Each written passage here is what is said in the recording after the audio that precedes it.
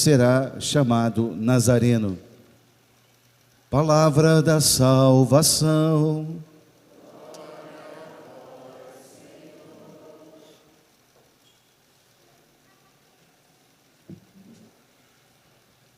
Queridos irmãos e queridas irmãs, estamos na oitava do Natal. E sempre o domingo, dentro da oitava de Natal, a igreja celebra uma festa dedicada à Sagrada Família. A igreja olha para aquele quadro maravilhoso que os pastores encontraram na gruta de Belém: Jesus, Maria e José. Mesmo quadro que os reis vão encontrar no domingo da Epifania. Olhar para a Sagrada Família é também para nós uma inspiração.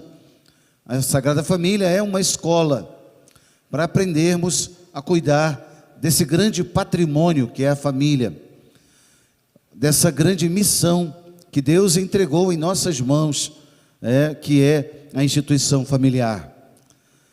Por isso, tantos autores já escreveram ao longo da história páginas belíssimas sobre a família, sobre as núpcias, sobre a beleza do casamento, sobre a beleza do amor conjugal, a beleza desse amor fecundo.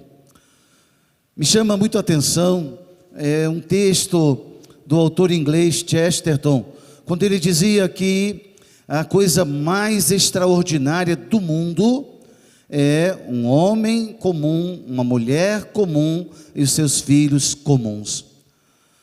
Olhar para a família dessa maneira é realmente algo extraordinário. Às vezes queremos buscar coisas extraordinárias, é verdade, pois olhar para o cotidiano das nossas vidas, isso é extraordinário. Um homem comum, uma mulher comum e seus filhos comuns. Belíssimas palavras desse grande escritor inglês, nos mostrando o caminho, um norte para uma sociedade tão desorientada como a nossa. Em todas as épocas da história, a humanidade foi chamada a olhar para a família como essa célula base, essa célula vital. E todas as vezes que a gente sai desse projeto de Deus, a gente erra muito e a gente desequilibra tudo.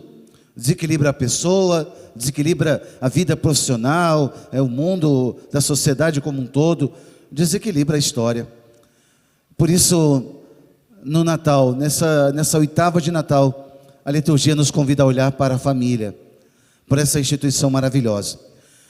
Alguns elementos na liturgia de hoje, nas leituras, nos chamam muito a atenção, e eu queria destacá-los aqui para nossa reflexão. Começando pelo livro do Eclesiástico, na primeira leitura.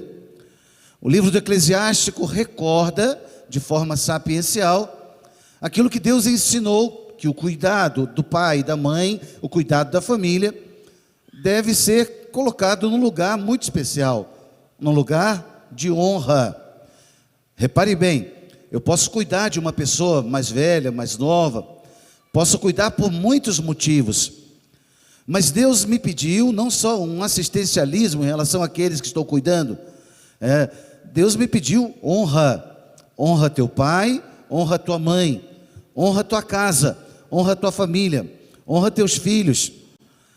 E é lindo perceber que para os povos antigos, um sinal da bênção de Deus era a longevidade.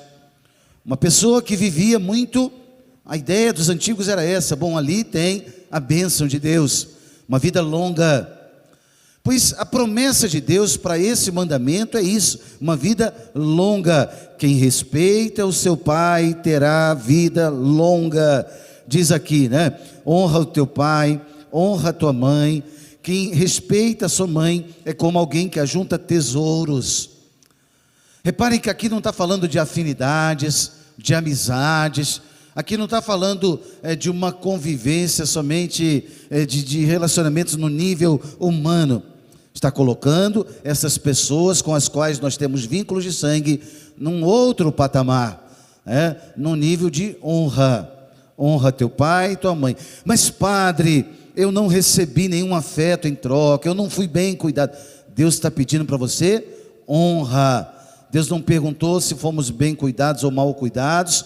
Deus não perguntou se o relacionamento é bom, se os temperamentos ali são adequados a conviverem juntos. Não, Deus só disse honra. É um mandamento de Deus para com aqueles com os quais nós temos vínculos de sangue.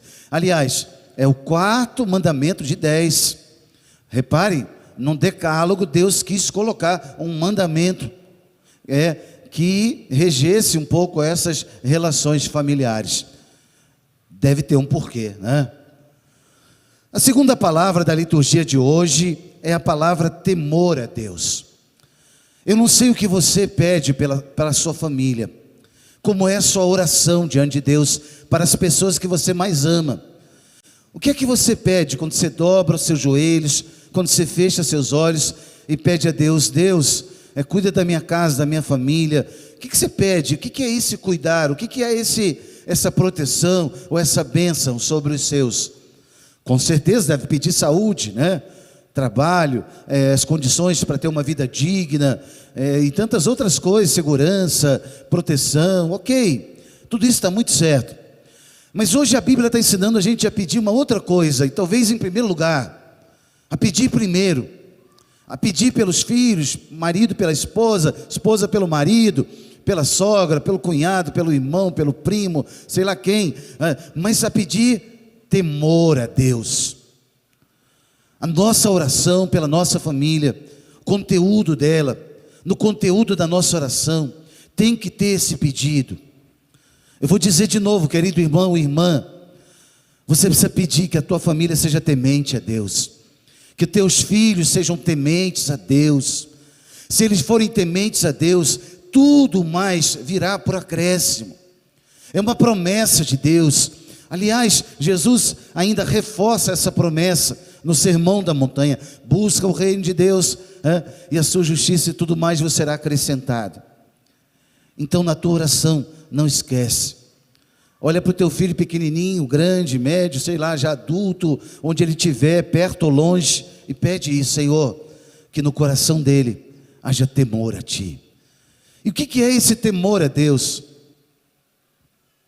Alguns pensam em medo, que meu filho e minha filha tenham medo de Deus. Será isso? Não, é um respeito profundo, é um amor delicado, é um respeito pela presença de Deus em todo lugar, em qualquer circunstância. Um respeito pela presença de Deus, e porque eu respeito a Deus, eu vou respeitar o próximo. E porque eu respeito a Deus, eu vou respeitar a criação, a natureza, o mundo, as pessoas. Infelizmente, nós precisamos criar tantos estatutos, regras, mandamentos, códigos civis de todo tipo, porque nós esquecemos isso. Nós esquecemos o temor de Deus. E aí tem que criar estatuto para tudo, proteção para tudo. Para os animais, para as crianças, estatuto do idoso, estatuto disso, daquilo, e tem regra de um jeito ou de outro, punição de uma forma ou de outra. Não seria muito mais fácil, mais lógico, temer a Deus, ser obediente a Deus? E a gente fica com tantas campanhas, e aí as ideologias se aproveitam, né, de uma forma ou de outra, os ideólogos aí, às vezes lucrando com muito dinheiro a partir daí. Seria muito mais fácil, e é muito mais fácil temer a Deus. No temor a Deus, respeitar o próximo, respeitar a presença de Deus que está no próximo. Pois essa é a segunda palavra de hoje. Coloca isso na tua oração. A palavra dizia para nós, o salmista dizia: felizes os que temem o Senhor e trilham seus caminhos. Feliz és tu se temes o Senhor. Feliz, bem-aventurado és tu se temes o Senhor. E às vezes na nossa prática pastoral, a gente encontra esse drama: padre, meu filho não quer ir à missa, padre, a minha filha não quer a religião, não sei o que, não quer viver o mandamento que eu ensinei. Claro que não quer, porque ele ainda não teme a Deus, ele ainda não sabe que o dom da fé vai levá-lo para o temor a Deus. Ele só não frequenta a religião, só não reza, ou está no caminho todo, porque ainda não tem fé. Porque a fé vai colocá-lo nessa dimensão, na dimensão de submissão a Deus, na dimensão de reconhecimento da presença do Senhor. Quando a gente é temente a Deus, não precisa mais de ordem externa, porque o mandamento do Senhor está aqui. Ei, querido, peça isso na sua oração. Eu vou dizer de novo, peça mesmo, insista muito com Deus. Senhor, dá o dom do temor de Deus para o meu filho, para minha filha, para o meu marido, para minha esposa. Dá o dom do temor de Deus para minha casa, que a minha família seja temente a Ti, Senhor. É esse o nosso pedido. E aí, irmãos, quando a gente vive debaixo do temor a Deus, a gente vai evitar tanta coisa ruim na nossa casa, muita coisa ruim, e vai viver essa experiência. O salmista terminava mostrando para nós, a partir da agricultura familiar, a experiência desse temor. Ele diz: a tua esposa é uma videira bem fecunda no coração da tua casa. Imagina o que é um homem no deserto, né? Olhando calor e terra e areia de todo lado, e pensar: a tua casa, né, a tua esposa será uma videira bem fecunda no coração da tua casa, os teus filhos são rebentos de oliveira ao redor da tua mesa. Uma imagem linda de fecundidade, felicidade, de bênção. Mas por quê? Porque vive no temor a Deus. É isso, ensina o caminho do temor a Deus. A terceira palavra de hoje, irmãos, desculpa me alongar, mas o tema aqui é muito importante. Eu sei que está calor e aí se ajeita, chega mais perto do ventilador, né? Se Deus quiser, depois que a gente fizer a torre, a próxima campanha vai ser para o ar-condicionado, viu? Mas olha bem, mas eu sei que tem gente se abanando com calor, mas escuta, a palavra é muito importante hoje, e ela é direção, ela é norte para a sua vida. A terceira palavra de hoje é a palavra que Paulo ensinava na carta aos Colossenses. Paulo fazia aqui uma lista de presentes que todo casamento, todo casal devia meditar no tempo do noivado, na preparação. Ao invés de colocar a lista na loja para os amigos e para ligar, tinha que fazer essa lista aqui primeiro, porque se tiver essa lista, as outras vão vir. A lista que Paulo coloca é essa: revesti-vos de sincera misericórdia. Não casa, não vai para o casamento se não tiver misericórdia sincera um com o outro, não. Porque não é ficar com pena, coitadinho dele ou dela. Não, é coração sincero, sem cera. É uma misericórdia sincera, diante da fragilidade, do defeito, do limite, da pequenez do outro. Sincera misericórdia. Paulo diz: de bondade, humildade, mansidão e paciência. Olha a lista, é boa, né? Imagina, se cada casal trouxer esses elementos para dentro de casa, colocar ali, e todo dia meditar sobre esses temas. Bom, será que eu tenho vivido mansidão? Ou arrogância? Estupidez? Palavras torpes? Como é que tem sido a minha palavra, a minha forma de reagir, de agir, de reagir diante dos acontecimentos? Paciência, humildade. Reparem que lista, né? Num chá de panelas essencial para colocar dentro de casa. E aí Paulo usa tudo isso para falar de uma palavra. Ele diz assim, perdoando-vos, suportando-vos uns aos outros. Às vezes a gente lê essa palavra na língua portuguesa e ela tem um tom um pouco assim, sabe, de aturar o outro. Eu estou te suportando. Não é disso que Paulo está falando. Paulo está falando de ser suporte. Entenda bem, de ser suporte na missão do outro, de ajudar o outro na fraqueza, no limite, na pequenez do outro. Ser suporte, ajuda, sustenta o outro. Não fica colocando mais peso, não. Ajuda. O suportai-vos uns aos outros é isso. E às vezes nem sempre a gente entende essa palavra. E no casamento, na vida de família, olhando os relacionamentos, o cotidiano, a rotina, nós precisamos muito dessa palavra. É o cansaço que vem da vida profissional, é o cansaço de um sonho não alcançado, cansaço da doença, cansaço de um problema com o filho. Suportando-vos uns aos outros. Ajuda, vai. E quanto isso é necessário, do marido em relação à esposa, da esposa em relação ao marido. E é claro que os dois se cansam. Tem um cansaço físico, tem um cansaço emocional. Claro que tem. Ou a outra pessoa não é uma maquininha que você programa e ela tem que funcionar o tempo inteiro do mesmo jeito, não. Isso vai para o cotidiano, para as tarefas domésticas, para a vida sexual, a experiência da unidade, da cumplicidade, suportando-vos uns aos outros, é isso, ser suporte para o outro. No mundo da tecnologia, das máquinas, pode acontecer da gente projetar no outro uma maquininha, né? De preferência com um controle remoto na mão. Não, o outro não é máquina, o outro é pessoa. Então, palavra importante da gente entender a missão e de dizer: eu vou ser suporte na minha casa. Ei, marido, esposa, eu vou ser suporte na minha casa. Filho, filha, para o teu pai, para a tua mãe, para a pessoa que precisa, eu vou ser suporte. Eu vou suportar nesse sentido bíblico lindo que a palavra hoje ensina para nós. E depois, irmãos, a quarta e última palavra que eu queria deixar hoje aqui nessa reflexão, nessa homilia, é a palavra do Evangelho segundo Mateus. É a palavra que Mateus escreve em relação ao anjo do Senhor, que aparece a São José. São José está dormindo, está lá, e o anjo do Senhor fala com ele em sonho: José, desperta, ei José, pega a mulher e o menino e foge, porque Herodes vai procurá-lo, vai procurar para matá-lo. Imagine o medo, imagine ali a aflição do coração de José, de ter que obedecer aquela ordem do anjo num sonho. Não, José não tinha um GPS na mão, José não tinha ali tudo muito claro assim, não. O Senhor falou com ele em sonho. Herodes quer matar o menino.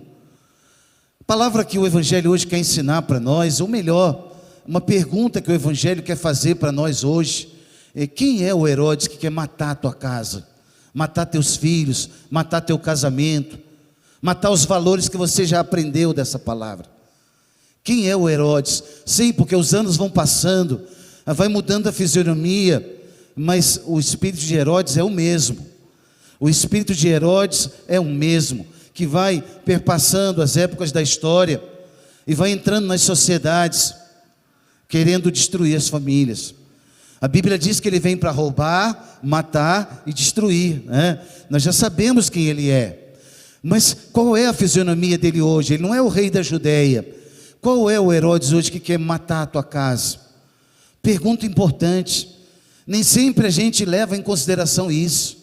A gente acha: não, padre, que isso? Isso é exagero. Imagina, a minha família tem a bênção de Deus. Será que a família de Nazaré não tinha a bênção de Deus? Herodes continua com sangue nos olhos, ou na alma, tentando destruir, já no ventre das mães, as criancinhas. O espírito do aborto, da matança dos inocentes. Olha aí, alguns partidos políticos, nossos legisladores, tentando nos parlamentos, em tantos países, levantando essa bandeira, de matar uma criança. É Herodes, é espírito de Herodes, de matança. Não só do aborto, mas também do infanticídio, de todas as formas de morte com as quais as nossas crianças hoje estão expostas. Antes, do lado de fora de casa, hoje não, dentro de casa, na palma da mão, nas telas. Quem são esses Herodes hoje? A missão sua, pai, mãe, a missão nossa, igreja, é identificá-los, é dizer: ei José, você é o José da sua casa. Ei José, levanta, pega a mulher, o menino e foge desse ambiente, foge dessa situação, desliga esse aparelho, foge dessa moda corrente, foge. Não tenha vergonha disso, não é covardia não, é estratégia para salvar a tua casa, para salvar teu casamento, daquele grupinho de amigos que manda piada suja no celular. Foge daquela conversa suja que vai manchando a sua alma. Foge, sai dali, daquele grupo que você achava que era de amigos, mas cada vez que você chega em casa, chega pior. Foge dali, daquela amiga ou daquele amigo do trabalho que atrapalha teu casamento, com fofocas, com coisas que vêm tentando destruir a tua família. É espírito de Herodes. Foge dali. A palavra está ensinando para nós hoje de forma linda: ei José, pega a mulher e o menino, parte para o Egito, vai embora, sai daí dessa situação, mas salva a tua casa. O que eu quero dizer para você, querido irmão, irmã, com todo o carinho do meu coração, é que a tua missão é a tua casa, o maior patrimônio é a tua casa. De que adiantaria todo sucesso profissional se a tua casa for um fracasso? Que adiantaria, diante da sociedade, você ter todas as honras, mas se a tua casa, a tua família, a tua missão primeira for um fracasso? Pois hoje, nessa festa da Sagrada Família, eu quero entregar para você essa palavra do livro de Mateus, e que você possa pensar nisso. Quem é o Herodes? Que espírito é esse?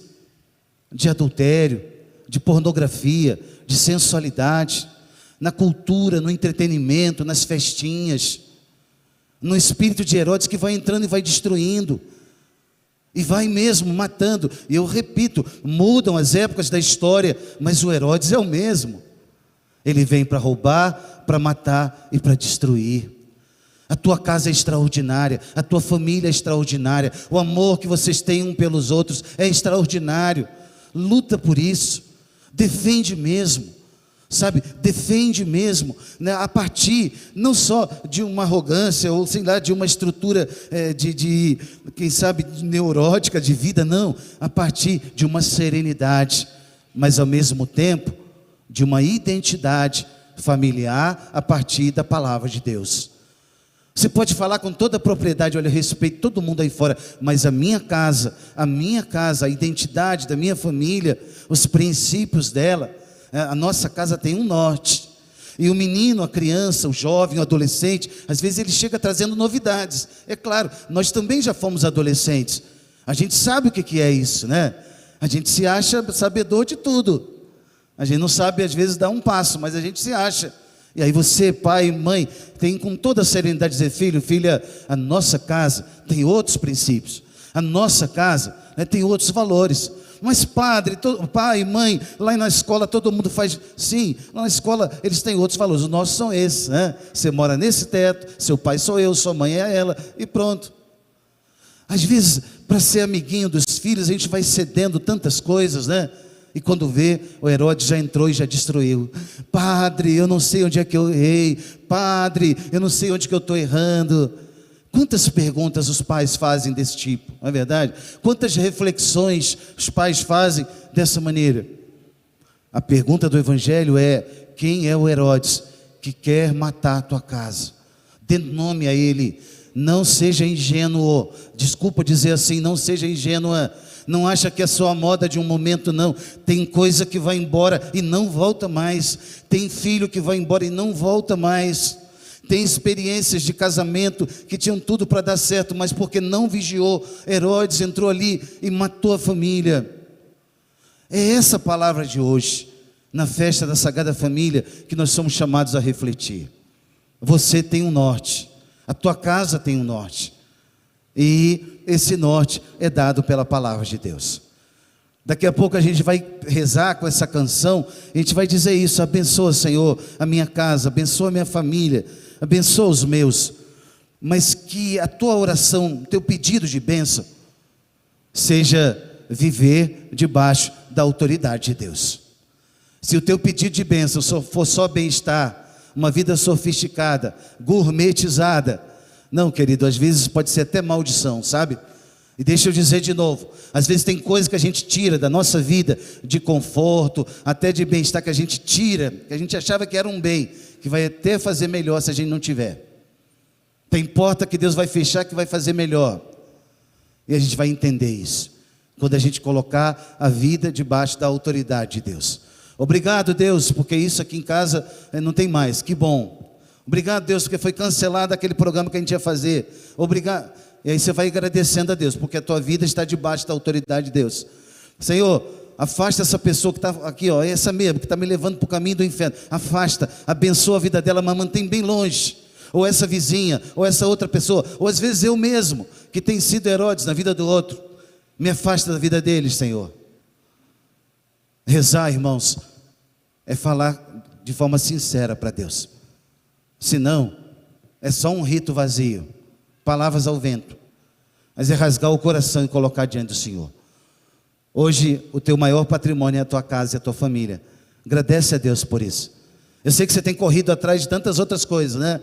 Padre, a vida não está fácil, a gente está trabalhando tanto, correndo tanto. Mas, ei, sossega um pouquinho. Teu patrimônio já está em casa, ou está aqui na missa com você. Teu patrimônio é a tua família. Talvez você já tenha até a casa, mas se a tua casa ainda não é um lar, corre atrás para que seja, luta por isso. Aí sim, se cansa mesmo, sua batalha, vai, arregaça as mangas, dobra os joelhos, para que a tua casa, por mais bonita que seja de fato bela aos olhos de Deus. E aí sim vai ser um lar. É esse o pedido que nós fazemos hoje a Deus. E eu sei que o assunto é sério e vai fazendo tanto barulho dentro da gente, né? Acho que bom, pede ajuda ao Espírito Santo, São José, Nossa Senhora, eles vão nos ajudar nesse caminho. Em nome do Pai, do Filho e do Espírito Santo. Creio em Deus Pai, Todo-Poderoso.